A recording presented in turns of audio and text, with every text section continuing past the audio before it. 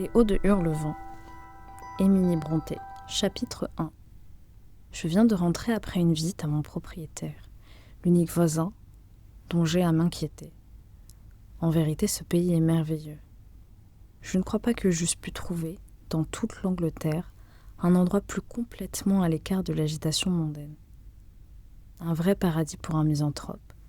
Et M. Heathcliff et moi sommes si bien faits pour nous partager ce désert. Quel homme admirable. Il ne se doutait guère de la sympathie que j'ai ressentie pour lui quand j'ai vu ses yeux noirs s'enfoncer avec tant de suspicion dans leurs orbites, au moment où j'arrêtais mon cheval, et ses doigts plonger, avec une farouche résolution, encore plus profondément dans son gilet, comme je déclinais mon nom. « Monsieur Heathcliff ?» ai-je dit. Un signe de tête a été sa réponse. « Monsieur Lockwood, votre nouveau locataire, monsieur. Je me suis donné l'honneur de vous rendre visite, aussitôt que possible après mon arrivée, pour vous exprimer l'espoir de ne pas vous avoir gêné par mon insistance à vouloir occuper Thrushcross Grange. J'ai entendu dire hier que vous y aviez quelque idée. Thrushcross Grange m'appartient, monsieur, a-t-il interrompu en regimbant. Je ne me laisse gêner par personne, quand j'ai les moyens de m'y opposer. Entrez. Cette entrée était prononcée les dents serrées et exprimait le sentiment « Allez au diable ». Je crois que cette circonstance m'a déterminé à accepter l'invitation. Je m'intéressais à un homme dont la réserve semblait encore plus exagérée que la mienne. Quand il a vu le poitrail de mon cheval pousser tranquillement la barrière, il a sorti les mains de sa poche pour enlever la chaîne et m'a précédé de mauvaise grâce sur la chaussée. Comme nous entrions dans la cour, il a crié « Joseph, prenez le cheval de monsieur Lockwood et montez du vin. Voilà toute la jante domestique, je suppose. » Telle était la réflexion que me suggérait cet ordre composite. Il n'est pas surprenant que l'herbe croisse entre les dalles et les bestiaux sont sans doute seuls à tailler les haies. Joseph est un homme d'un certain âge, ou, pour mieux dire, âgé, très âgé, peut-être bien que robuste et vigoureux. Le Seigneur nous assiste, marmottait-il en aparté d'un ton de mécontentement bourru pendant qu'il me débarrassait de mon cheval. Il me dévisageait en même temps d'un air si rébarbatif que j'ai charitablement conjecturé qu'il devait avoir besoin de l'assistance divine pour digérer son dîner et que sa pieuse exclamation ne se rapportait pas à mon arrivée inopinée. Wuthering Heights, les Hauts de Hurlevent, tel est le nom de l'habitation de M. Heathcliff. Wuthering est un provincialisme qui rend d'une façon expressive le tumulte de l'atmosphère auquel sa situation expose cette demeure en temps d'ouragan. Certes, on doit avoir là-haut un air pur et salubre en toute saison. La force avec laquelle le vent du nord souffle par-dessus la crête se devine à l'inclinaison excessive de quelques sapins rabougris plantés à l'extrémité de la maison et à une rangée de maigres épines qui toutes étendent leurs rameaux du même côté, comme si elles imploraient l'aumône du soleil. Heureusement, l'architecte a eu la précaution de bâtir solidement. Les fenêtres étroites sont profondément enfoncées dans le mur et les angles protégés par des grandes pierres ensaillies. Avant de rafraîchir le seuil, je me suis arrêtée pour admirer une quantité de sculptures grotesques prodiguées sur la façade, spécialement autour de la porte principale. Au-dessus de celle-ci, et au milieu d'une nuée de griffons délabrés et de bambins éhontés, j'ai découvert la date et le nom Hareton Earnshaw. J'aurais bien fait quelques commentaires et demandé au propriétaire une histoire succincte du domaine, mais son attitude à la porte semblait exiger de moi une entrée rapide et un départ définitif, et je ne voulais pas aggraver son impatience avant d'avoir inspecté l'intérieur. Une marche nous a conduits dans la salle de famille, sans aucun couloir ou corridor d'entrée. Cette salle est ce qu'on appelle ici la maison par excellence.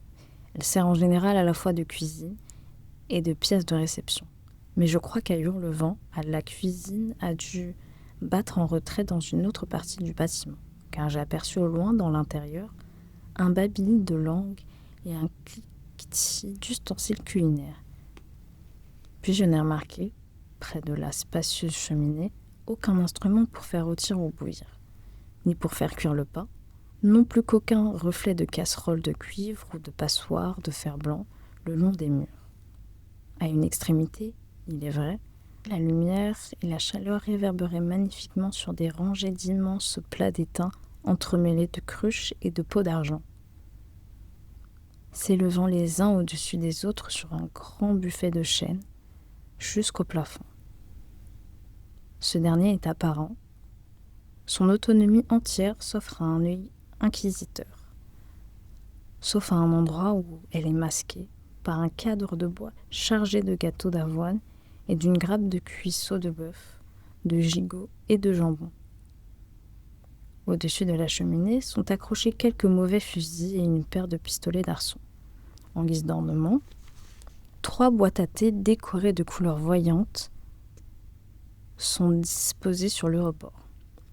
Le sol est de pierre blanche polie. Les chaises, à haut dossier, de forme ancienne, peintes en vert, une ou deux, plus massives et noires, se devinaient dans l'ombre. À l'abri d'une voûte que forme le buffet reposait une grosse chienne jaunâtre de l'espèce pointée, entourée d'une nichée de petits qui piaillaient. D'autres chiens occupaient d'autres recoins. L'appartement et l'ameublement n'auraient rien eu d'extraordinaire s'ils eussent appartenu à un brave fermier du Nord, à l'air têtu, aux membres vigoureux, mis en valeur par une culotte et des guêtres.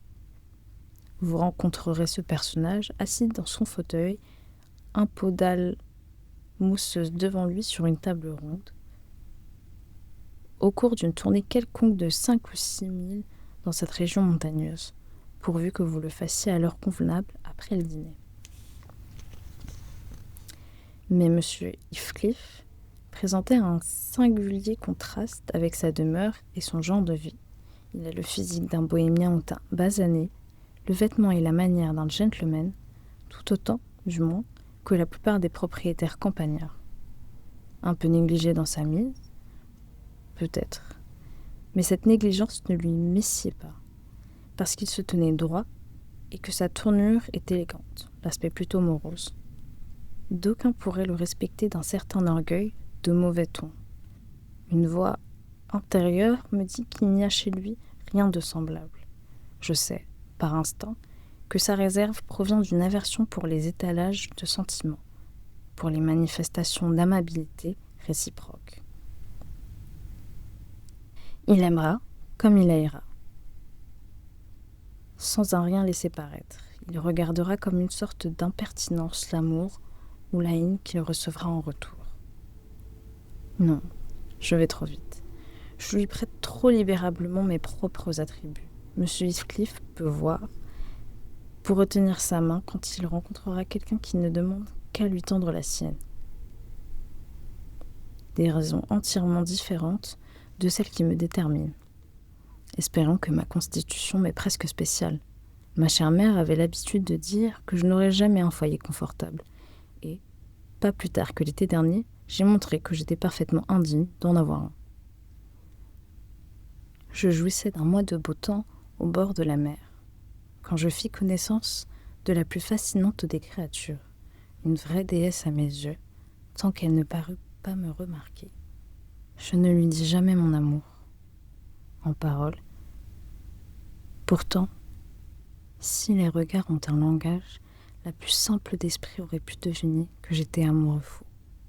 Elle me comprit enfin et à son tour me lança un regard, le plus doux de tous les regards imaginables. Que fis-je alors ? Je l'avoue, à ma honte, je me repliai glacialement sur moi-même, comme un colimaçon. À chaque regard, je me refroidissais et rentrais un peu plus avant dans ma coquille.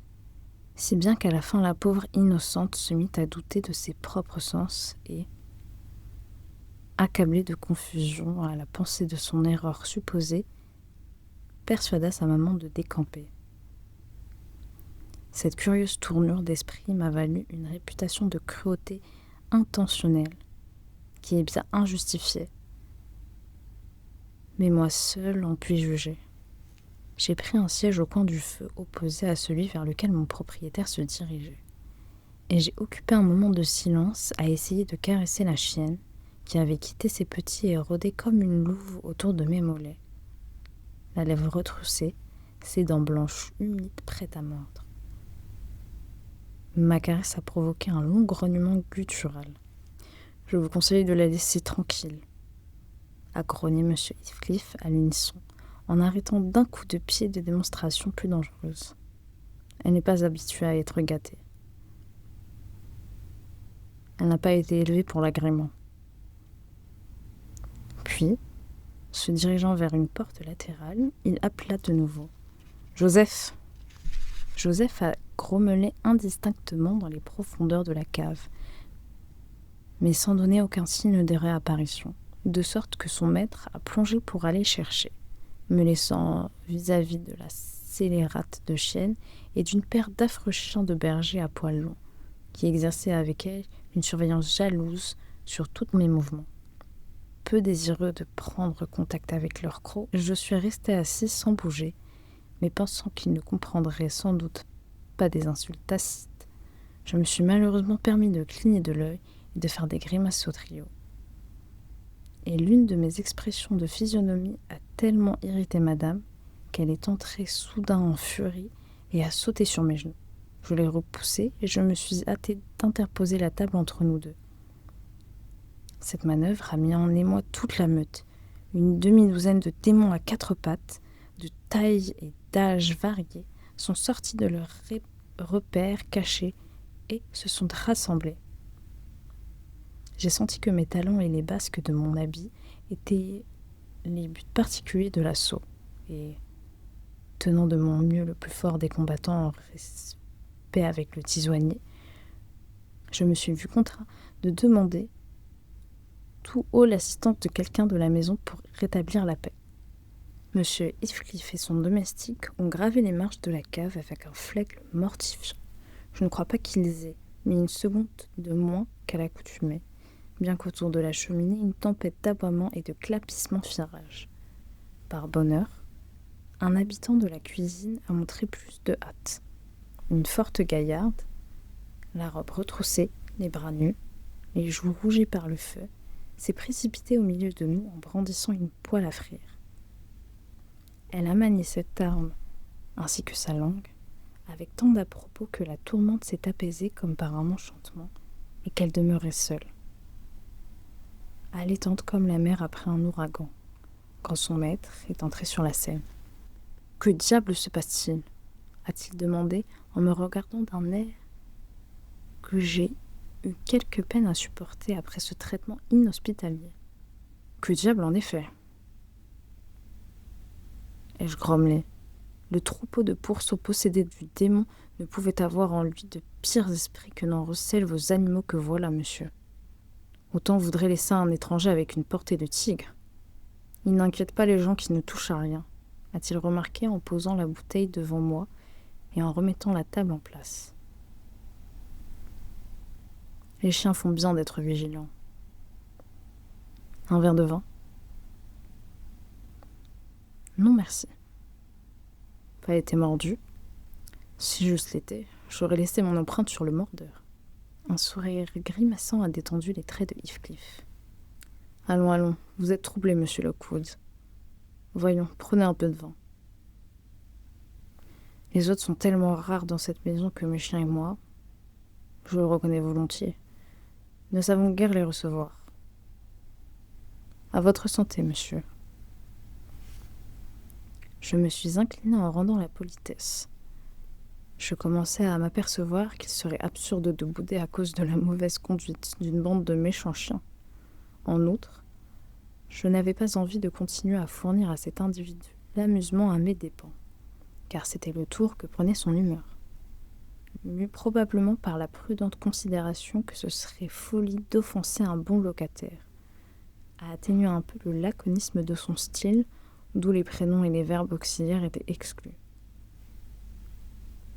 Il a entrepris un sujet qu'il supposait devoir m'intéresser, un discours sur les avantages et les inconvénients de mon lieu de retraite actuel. Je l'ai trouvé très informé de ces questions que nous avons abordées. Et, avant de rentrer chez moi, je me suis enhardie à proposer de renouveler ma visite. Il ne désirait évidemment pas voir mon intrusion se répéter. J'irai néanmoins.